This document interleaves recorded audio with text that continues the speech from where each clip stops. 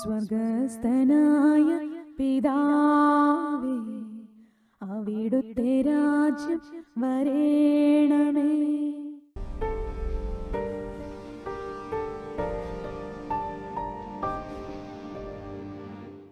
കർത്താവിൻ്റെ ആത്മീയ സാന്നിധ്യം നമ്മളെ ഈ ഭൂമിയിൽ നമ്മെ നയിക്കുന്ന, നമ്മെ വഴി നടത്തുന്ന, പ്രത്യേകിച്ച് നമ്മൾ അങ്ങിൽ വിശ്വസിച്ചിരിക്കുന്നത് കൊണ്ട് അങ്ങയുടെ ആത്മാവ് നമ്മിൽ വസിച്ചുകൊണ്ട് നമ്മെ നയിക്കുന്ന നമ്മളുടെ ജീവിതം നമുക്കത് വിശ്വസിക്കാം.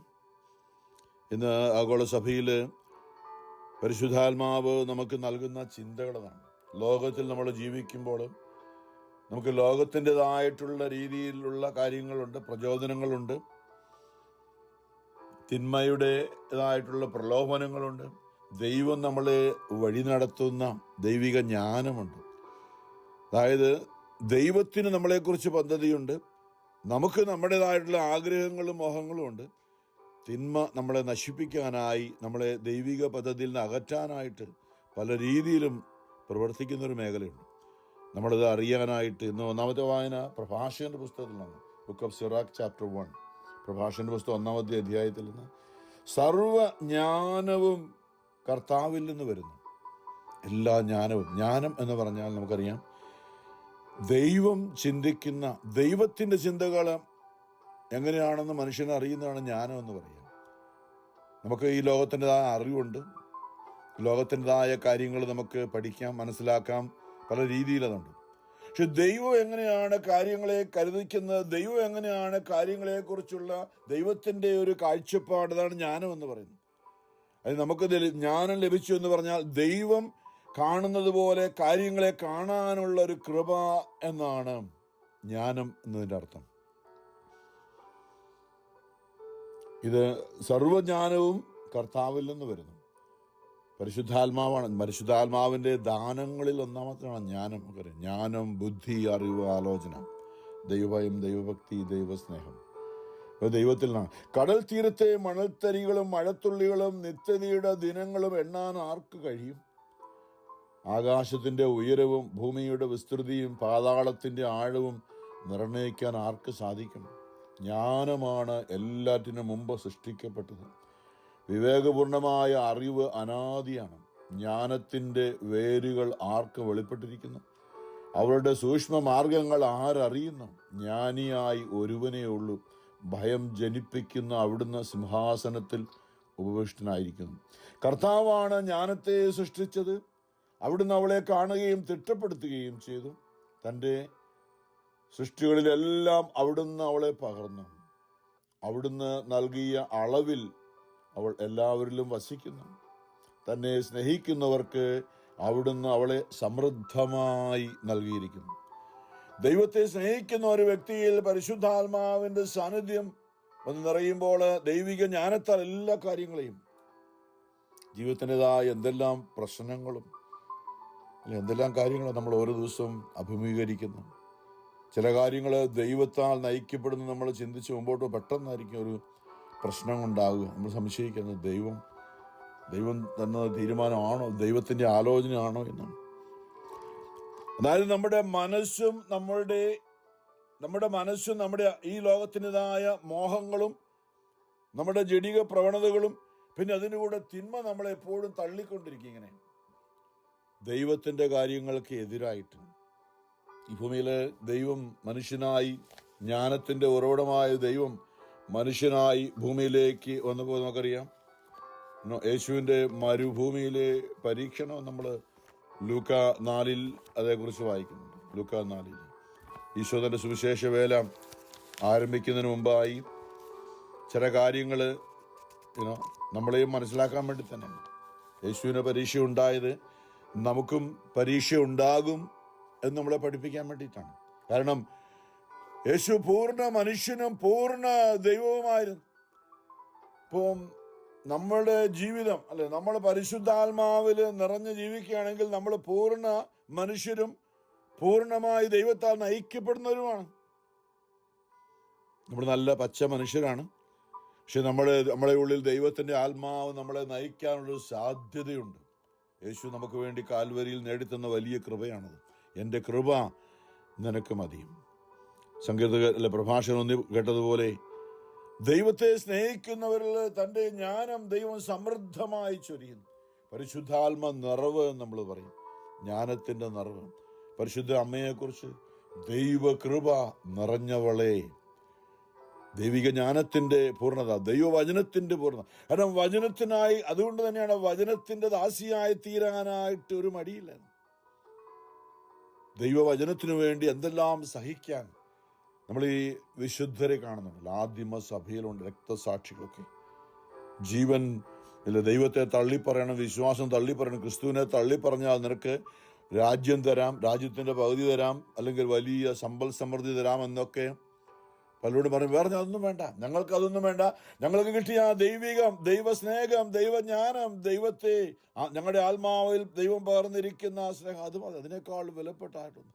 ലോകം മുഴുവനും നേടിയാലും ആത്മാവ് നഷ്ടമായാൽ എന്തു പ്രയോജനം? അതിന് പകരമായി എന്ത് നീ കൊടുക്കുമെന്ന് ഈശോ മത്തായി 16 ചോദിച്ച ചോദ്യമുണ്ട്. അത് ദൈവിക അറിവാണ്. മരുഭൂമിയിൽ ലൂക്കാ 4 പരിശുദ്ധാത്മാവ് നിറഞ്ഞവനായി ജോർദാനിൽ നിന്ന് യേശു മടങ്ങി. ആത്മാവ് അവനെ മരുഭൂമിയിലേക്ക് നയിച്ചു. അതായത് നമുക്ക് ഈ ഭൂമിയിൽ നമ്മുടെ ദൈവ ആത്മാവിനാൽ നയിക്കപ്പെടേണ്ടവരാണ് വിശ്വാസി. മാമോദീസായിലൂടെ നമുക്ക് പരിശുദ്ധാത്മാവിനെ നൽകി നമ്മളുടെ ജീവിതത്തിലെ ഓരോ കുദാശകളിലൂടെയും പരിശുദ്ധാത്മാവിനെ നമുക്ക് നൽകിക്കൊണ്ട് ഈ ഭൂമിയിൽ എന്തെല്ലാം പ്രലോഭനങ്ങളും പരീക്ഷകളുണ്ടായാലും അതിനെ അതിജീവിക്കാൻ ദൈവഹിതം നമ്മളിൽ നിറവേറാനായിട്ട്, നമ്മളെ നയിക്കുവാനായിട്ട് ദൈവം തൻ്റെ ആത്മാവിനെ തന്നെ, യേശുവിലുണ്ടായിരുന്ന ആത്മാവിനെ തന്നെയാണ്, പുത്രസ്വീകാര്യത്തിൻ്റെ ആത്മാവിനെ എന്ന് പറയുമ്പോൾ പുത്രനായ ദൈവപുത്രനായ യേശു ക്രിസ്തുവിൽ ഉണ്ടായിരുന്ന ആത്മാവിനെ നമ്മളെ ദൈവമക്കളാക്കി മാറ്റാനായിട്ട് നമുക്ക് ദൈവം നൽകിയിരിക്കുന്നത് യേശുവിൻ്റെ ആത്മാവിനെ തന്നെയാണ്. പെന്തക്കോസ്ത നാളിൽ അത് 120ഓളം പേരുടെ മേൽ കടന്നു. പിന്നെ അത് അവരിലൂടെ അത് അനേകരിലേക്ക് തിരുസഭ വിശ്വാസ പ്രഖ്യാപനമായ അനേകരിലേക്ക് ഇന്ന് നമ്മളിലൂടെയും നമ്മൾ സ്വീകരിച്ച വിശ്വാസം, കൃപ നമ്മുടെ മക്കളിലേക്കും, നമ്മളുടെ നിയമാവർത്തനം 6 പറയുന്നുള്ളൂ, അത് നിങ്ങളുടെ മക്കളെയും മക്കളുടെ മക്കളെയും പഠിപ്പിക്കണം. നമുക്ക് ഈ ലോകത്തിൻ്റെതായ അറിവ് സാത്താൻ നമ്മളെ പഠിപ്പിച്ചോളും, അത് നമ്മൾ പഠിക്കേണ്ട ആവശ്യമൊന്നുമില്ല. എന്നാൽ ദൈവവചനം നമ്മൾ പഠിപ്പിക്കണം, പറഞ്ഞു കൊടുക്കണം, മനസ്സിലാക്കണം. അതങ്ങനെ കാര്യമുണ്ട്. നമ്മളുടെ ജീവിതത്തിൽ നമ്മൾ ചെയ്യേണ്ട ഒരു കാര്യമാണ്. നമ്മുടെ മക്കളെയും കൊച്ചുമക്കളെയൊക്കെ ദൈവവചനത്തിൽ വളർത്തേണ്ട സമയമുണ്ട് കേട്ടോ. അപ്പോൾ പ്രായമായി കഴിഞ്ഞ് പിന്നെ അവരെ മാറ്റാൻ നോക്കിക്കഴിഞ്ഞാൽ അല്ലേ, അത് മാറണമെന്നില്ല. ഇപ്പോഴാണ് കുഞ്ഞുനാൾ തൊട്ടേ നമ്മൾ അവരെ ദൈവസ്നേഹത്തിൽ കൊണ്ടുവരാൻ ശ്രമിക്കുന്നത്. ഈ മരുഭൂമിയിലെ പരീക്ഷ നമുക്കറിയാം. യേശുവിനെ വിശന്നപ്പോൾ സാത്താൻ വന്നുകൊണ്ട് മരുഭൂമിയിൽ യേശു ഉപവാസത്തിലാണ്. ഭക്ഷണമൊന്നും വേണ്ട എന്ന് വെച്ച് തന്റെ സുവിശേഷ വേല ആരംഭിക്കുന്നതിന് മുമ്പായി ദൈവിക ജ്ഞാനത്താൽ, ദൈവകൃപയിൽ, ദൈവാത്മാവിന്റെ പൂർണ്ണതയിൽ യേശു മനുഷ്യരുടെ ഇടയിലേക്ക് ഇറങ്ങാൻ വേണ്ടിയിട്ട് 40 രാവും 40 പകലും അവിടെ ഉപവസിക്കുമ്പോൾ സാത്താൻ വന്ന് യേശുവിനോട് ചോദിക്കുക, എന്തിനാ നീ ഇങ്ങനെ വിഷമം, എന്തിനാ നീ ഇങ്ങനെ പട്ടിണി കിടക്കുന്നത്? ഇല്ല, കഴിച്ച കുഴപ്പമൊന്നുമില്ല, നിനക്ക് ഈ കല്ലുകളോട് അപ്പമാകാൻ പറഞ്ഞതൊക്കെ നല്ല അതിസൃഷ്ടാവാണ്, നീ കർത്താവാണ്, നീ പറഞ്ഞാൽ അതുപോലെ സംഭവിക്കും. പലപ്പോഴും ഞാൻ വിശുദ്ധ കുർബാനയിലുള്ള യേശുവിൻ്റെ സ്ഥാനത്തെക്കുറിച്ച് പറയാൻ വേണ്ടി ഈ കാര്യം ഓർക്കാറുണ്ട്. അതായത് സാത്താൻ അറിയാം യേശു എന്ത് പറഞ്ഞാൽ അത് സംഭവിക്കുമെന്ന്. അതുപോലെ അന്ത്യത്താഴ സമയത്ത് അപ്പം എടുത്തുകൊണ്ട് ഇത് എൻ്റെ ശരീരമാകുന്നു എന്ന് യേശു പറഞ്ഞപ്പോൾ യേശു എന്ത് ആഗ്രഹിച്ചോ അത് സംഭവിച്ചു. കുദാശയുണ്ടായി. അത് യേശുവിൻ്റെ മരണശേഷം ഉത്ഥാനശേഷം ഈ ഭൂമിയിൽ പരിശുദ്ധാത്മാവായി തിരുസഭ സ്ഥാപിച്ചു കഴിഞ്ഞ് ഈ ഭൂമിയിൽ കൂദാശയായി തീരുവാനായിട്ടുള്ള നിത്യതയിൽ ലോകാവസാനം വരെ എന്നും ഞാൻ നിങ്ങളുടെ കൂടെ ഉണ്ടായിരിക്കുമെന്നുള്ള ആ ദൈവവചനത്തിൻ്റെ നിറവേറലാണ് കൂദാശയായി യേശു മാറിയത്. ലോകാവസാനം വരെ എന്നും ഞാൻ നിങ്ങളുടെ കൂടെ ഉണ്ടായിരിക്കും. യോഹന്നാൻ 14 ഞാൻ നിങ്ങളെ ഒരിക്കലും അനാഥരായി, 18 അനാഥരായി വിട്ടുകളെ, ഞാൻ നിങ്ങളുടെ അടുത്തേക്ക് വരും. അപ്പോൾ യേശു പറഞ്ഞതുപോലെ സംഭവിച്ചു. സാത്താൻ അറിയാം യേശു പറഞ്ഞ അതുപോലെ സംഭവിക്കുന്നു. നീ ഈ കല്ലുകളോട് അപ്പമായി തീരാൻ പറഞ്ഞാൽ അപ്പമാകുക അല്ലേ? നീ ദൈവപുത്രനാണെങ്കിൽ, ദൈവപുത്രനാണെന്ന് അറിയാമല്ലേ, യേശുവിനോട് സംശയം കൊടുക്കുകയാണ് ഉള്ളിൽ ചിന്ത.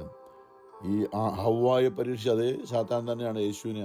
ആദ്യത്തെ ആദം പരീക്ഷിക്കപ്പെട്ടതുപോലെ രണ്ടാമത്തെ ആദം ഭൂമിയിൽ നമുക്കൊക്കെ ഉണ്ടാകുന്ന പരീക്ഷകളെ യേശുവും കടന്നുപോയി എന്ന് നമ്മൾ എബ്രായലേഖനം 4 പറയുന്നുണ്ട്. നമ്മൾ കടന്നു പോകുന്ന എല്ലാ സഹനങ്ങളിലൂടെ അവനും കടന്നു പോയവനാണ്. നമുക്കതുകൊണ്ടൊന്നും ഒരു കാര്യം പ്രത്യേകിച്ച് നമ്മളുടെ ജീവിതത്തിലും നമ്മുടെ മക്കളും നമ്മുടെ യുവാക്കന്മാരും ഒക്കെ കടന്നു പോകുന്നൊരു മേഖലയുണ്ട്. ചില തീരുമാനങ്ങളൊക്കെ എടുത്തിട്ട് ദൈവം ഈ ഭൂമിയെ നയിക്കുമ്പോൾ അത് വേണോ എന്ന് ചോദിച്ചുകൊണ്ട് സാത്താൻ കടന്നു വരും. ഒരു പരീക്ഷണമുണ്ട്, തീർച്ചയായിട്ടും ഉണ്ട്. അതിനെ അതിജീവിക്കാൻ ദൈവത്തോട് ചേർന്ന് ഈ ഭൂമിയിൽ ദൈവത്തോട് ചേർന്ന് അല്ലെ ഇന്നത്തെ സുവിശേഷം അതാണ്, പ്രാർത്ഥന കൊണ്ടല്ലാതെ. പ്രാർത്ഥന എന്ന് പറയുമ്പോൾ ദൈവവുമായിട്ടുള്ളൊരു ആലോചനയാണ്. മരുഭൂമിയിൽ ഏകനായ യേശു ദൈവപിതാവുമായിട്ടുള്ള ആത്മീയ സംവാദത്തിലായിരുന്നു, ആലോചനയിലായിരുന്നു. ഞാൻ ഈ ഭൂമിയിലേക്ക് വന്നത് അവിടെയാണ്. ആലോചനയെ ദൈവവുമായുള്ള ആ പ്രാർത്ഥനയിൽ ഉപവാസത്തിലായിരിക്കുമ്പോൾ അതിനെ തകർക്കാനായിട്ടുള്ളൊരു പദ്ധതിയുമായിട്ടാണ് സാത്താൻ കടന്നു വന്നത് അല്ലേ. അപ്പം എന്തിനാ വിഷമിക്കും? നീ കൽപ്പിച്ചാലേ നീ കല്ല് അപ്പമായി തീരും, എന്തിനാ ഇവിടെ നിന്ന് വിഷമിക്കും? താഴോട്ട് പോയി ഉപവാസമൊക്കെ കഴിയാറായി കാണും, താഴോട്ട് പോയി അമ്മയോട് പറഞ്ഞ് അപ്പമൊന്നും ഉണ്ടാക്കേണ്ട വിഷമം നിനക്കുള്ള അത് കഴിവുണ്ട്, അതിനുള്ള അധികാരമുണ്ട്. അതുകൊണ്ട് ഈ കല്ലുകളോട് അപ്പമായി തീരാൻ പറയുക എന്ന് പറയുമ്പോൾ സ്വന്തം കാര്യത്തിനു വേണ്ടി ദൈവകൃപയെ ഉപയോഗിക്കുക യേശു ചെയ്തിട്ടുള്ളത്. ഈ ഭൂമിയിലായിരുന്നപ്പോൾ സ്വന്തം കാര്യത്തിനു വേണ്ടി യേശു ഒന്നും ചെയ്തില്ല, ഒരത്ഭുതവും പ്രവർത്തിച്ചില്ല. അത് ദൈവിക ജ്ഞാനമാണ്. തൻ്റെ ആവശ്യത്തിനു വേണ്ടിയല്ലേ. തൻ്റെ വളർത്തപ്പനായ യോസേപ്പ് പിതാവ് ഇടയ്ക്ക് മരിക്കുന്നുണ്ട്. യേശുവിന് അപ്പന് പിന്നീട് എത്രയോ പേർക്ക് മരിച്ചവരോ ഉയർപ്പിച്ച യേശു തൻ്റെ വളർത്തുപിതാവ് യോസേപ്പ് പിതാവിനെ തൻ്റെ അമ്മ വിധവയാകാൻ പോവുകയാണ്, താൻ ഒറ്റയ്ക്കാകാൻ പോവുകയാണ്, അമ്മയ്ക്ക് സഹായത്തിന് ആരുമില്ല. അതുകൊണ്ട് ഒരു ആനുകൂല്യം എന്ന നിലയിൽ വേണമെങ്കിൽ യോസേപ്പ് പിതാവിനെ ഉയർപ്പിക്കാമായിരുന്നോ? ഇല്ല. തൻ്റെ സ്വന്തം കാര്യത്തിനു വേണ്ടി ദൈവവചനത്തെ അല്ലെങ്കിൽ ദൈവഹിതത്തെ എല്ലാം ഈ ഭൂമിയിൽ താൻ വന്നത് സഹിക്കാനാണ്. തൻ്റെ അപ്പൻ മരിച്ചപ്പോൾ കണ്ണുനീരോടെ കരഞ്ഞ അപ്പൻ്റെ മൃതശരീരത്തിൽ കെട്ടിപ്പിടിച്ച് കിടന്ന കരഞ്ഞ യേശുവാണ്.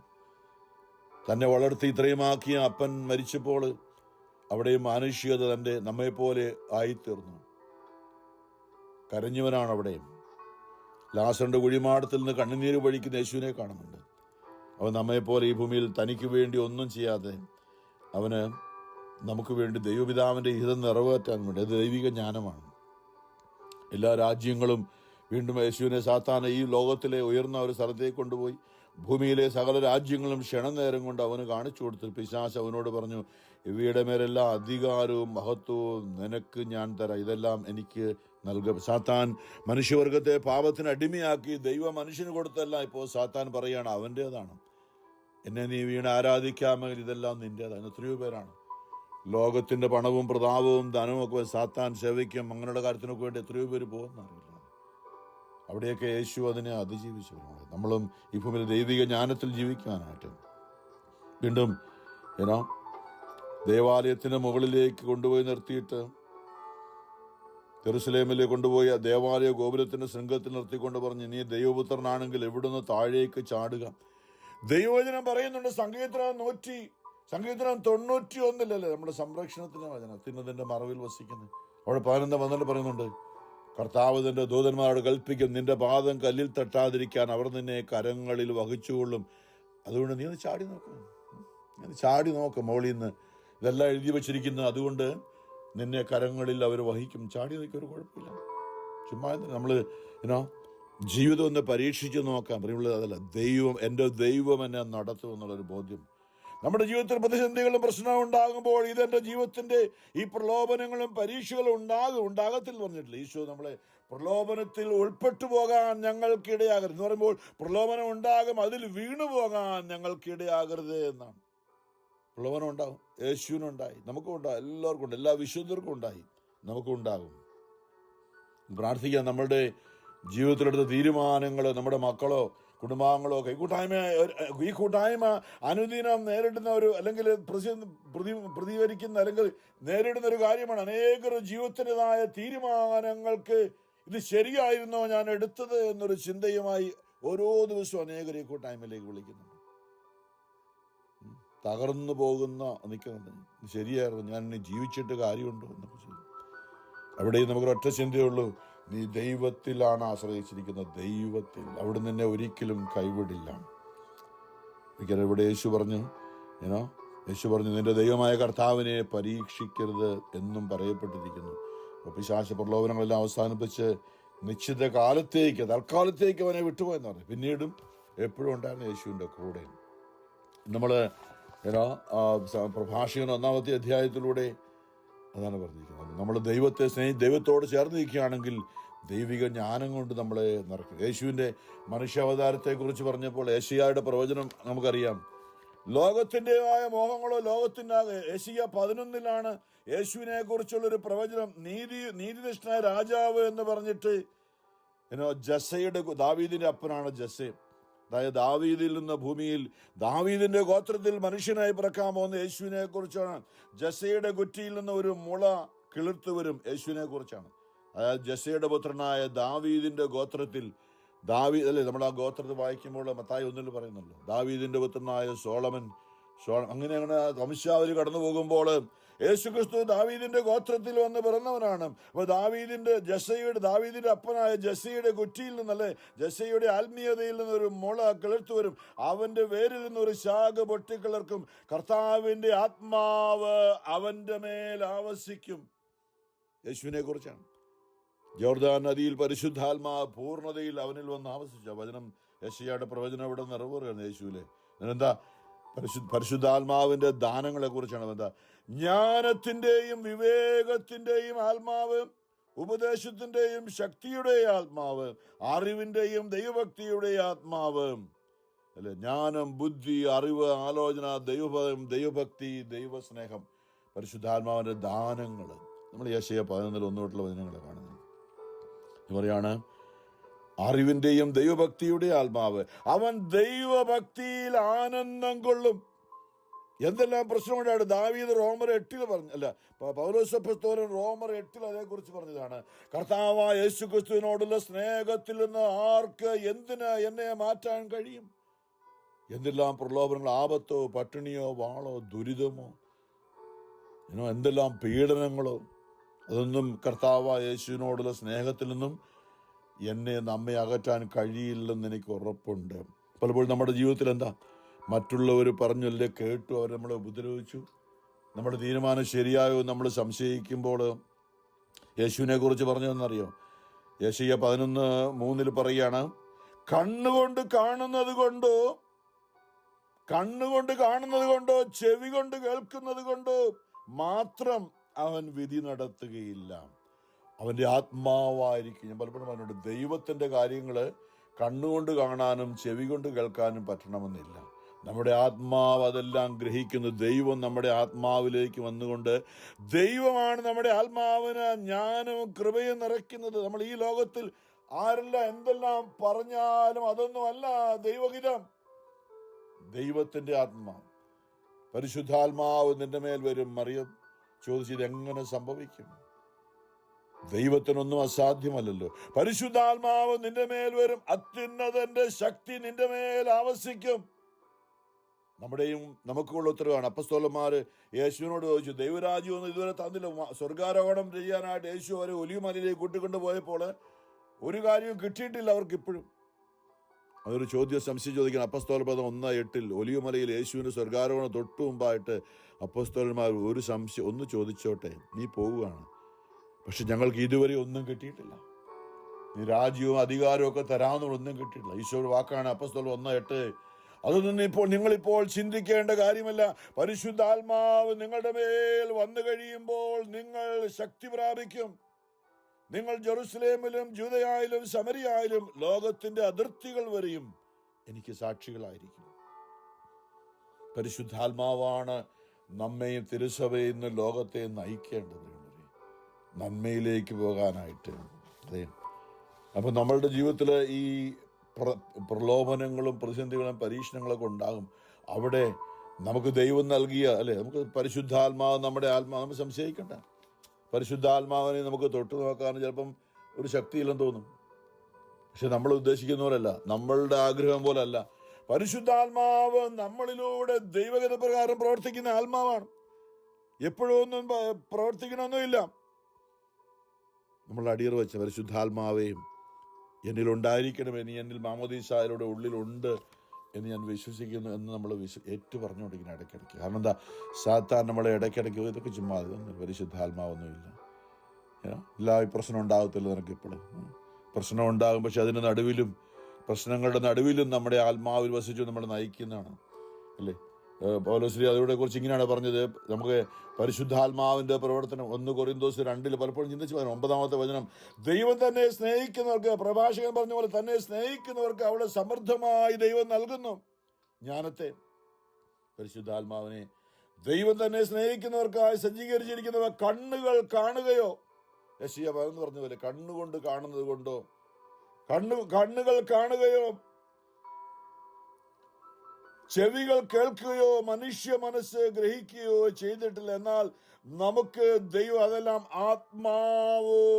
നമ്മുടെ ആത്മാവിലേക്ക് പരിശുദ്ധാത്മാവായ ദൈവം കടന്നു വന്നുകൊണ്ട് ദൈവം അതെല്ലാം ആത്മീയമായി നമുക്ക് അറിവ് തന്നു. പരിശുദ്ധാത്മാവിന്റെ ദാനങ്ങളിലൂടെ ജ്ഞാനവും ബുദ്ധിയും അറിവും ആലോചനയും ദൈവവും ദൈവഭക്തിയും ദൈവസ്നേഹവും നമ്മുടെ ഉള്ളിൽ പരിശുദ്ധാത്മാവ് നൽകിയിരിക്കുന്നു. നമ്മളതുകൊണ്ടാണ് നന്ദി പറയുന്നത്, എൻ്റെ ദൈവമേ നീ എൻ്റെ ആത്മാവിലുള്ള. ദാവീദ് പാപം ചെയ്തു കഴിഞ്ഞപ്പോൾ അനുതാപത്തോടെ പറയും, എൻ്റെ ദൈവമേ നിന്റെ പരിശുദ്ധ ആത്മാവിനെ എന്നിൽ നിന്നും എടുത്തു കളയരുതേ. നമ്മൾ ആഗ്രഹിച്ച് ചോദിക്കണം, ദൈവമേ നിന്റെ പരിശുദ്ധാത്മാവിനെ, എല്ലാ കാര്യങ്ങളും ദൈവത്തിൻ്റെ നിഗൂഢ രഹസ്യങ്ങൾ പോലും അന്വേഷിച്ച് കണ്ടെത്തുന്നു. അവിടെയാണ് നമുക്ക് നല്ല ഉറപ്പ്.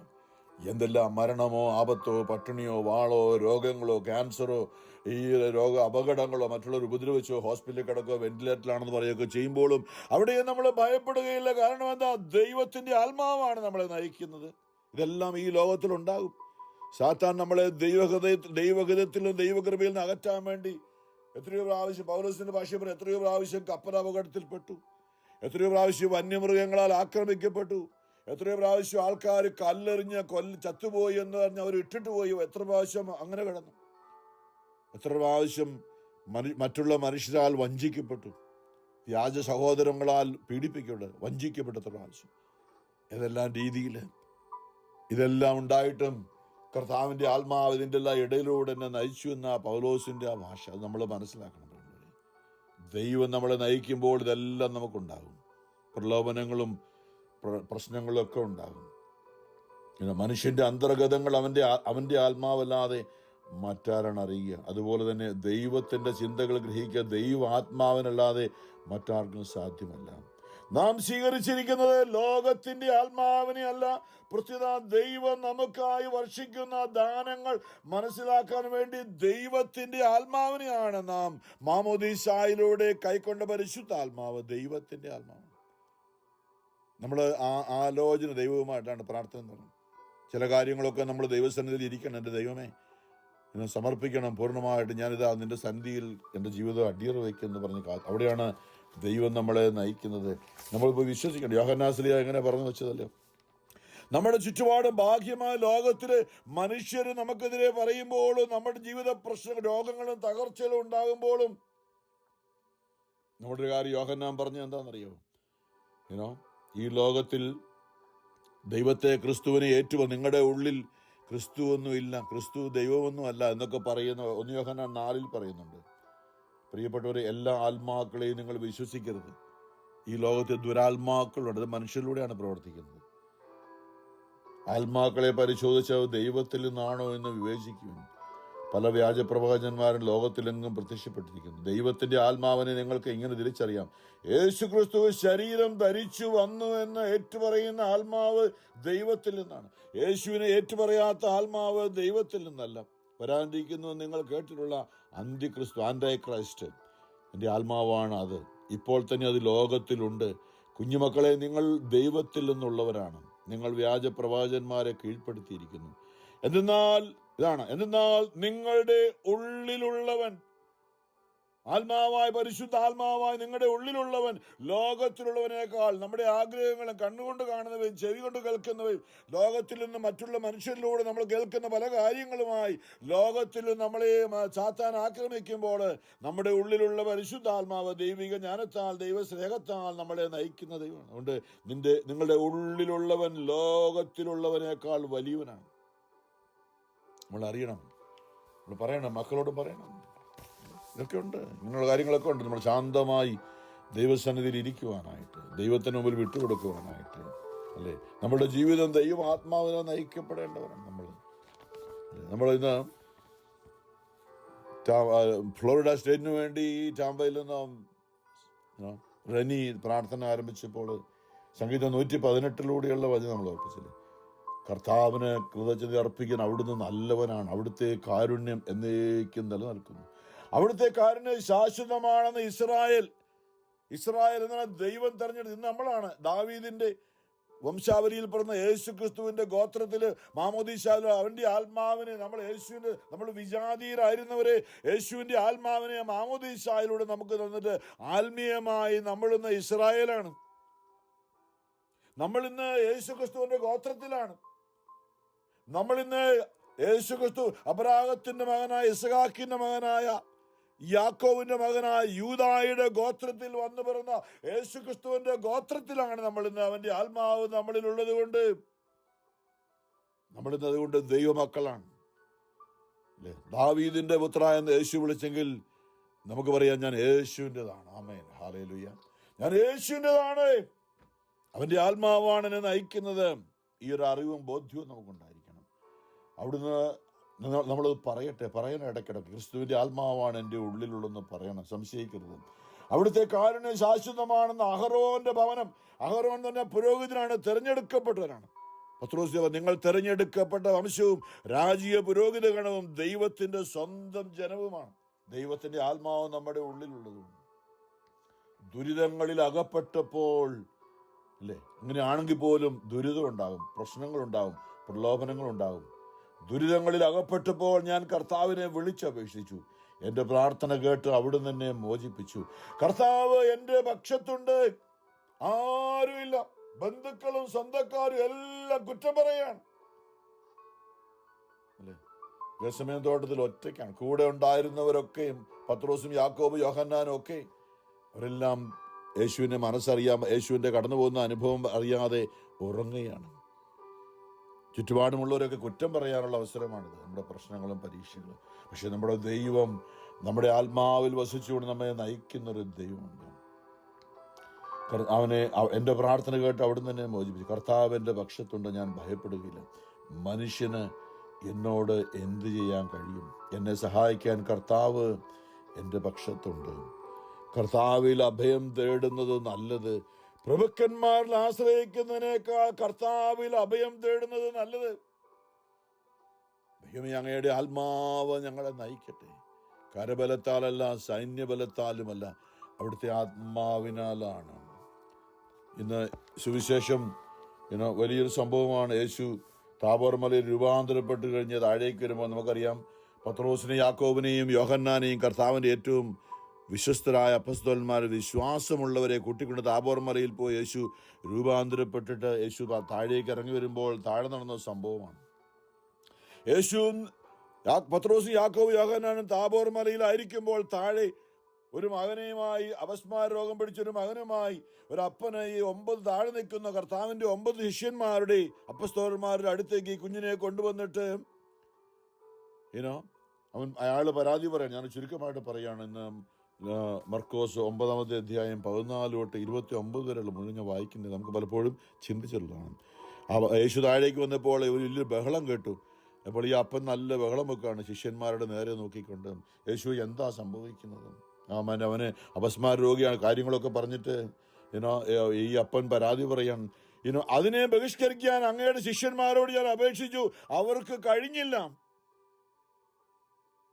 ശിഷ്യന്മാരുടെ നേരെ നോക്കി, 9 പേരുടെ നേരെ നോക്കി യേശു പറഞ്ഞു, വിശ്വാസമില്ലാത്ത തലമുറ. എന്താ വിശ്വാസം? നമ്മുടെ ഉള്ളിൽ യേശുവിൻ്റെ ആത്മാവ് വസിക്കുന്നു. നമുക്ക് ആർക്കും ഒരു ശക്തിയില്ല. നമ്മൾ ആർക്കെങ്കിലും പ്രാർത്ഥിക്കണമെങ്കിൽ യേശുവിൻ്റെ ആത്മാവ്, സാത്താനെ ജയിച്ചത് യേശുവാണ്. യേശുവിൻ്റെ ആത്മാവ് നമ്മുടെ ഉള്ളിലില്ലെങ്കിൽ നമുക്ക് ആർക്കും ഒന്നും ചെയ്യാൻ പറ്റില്ല.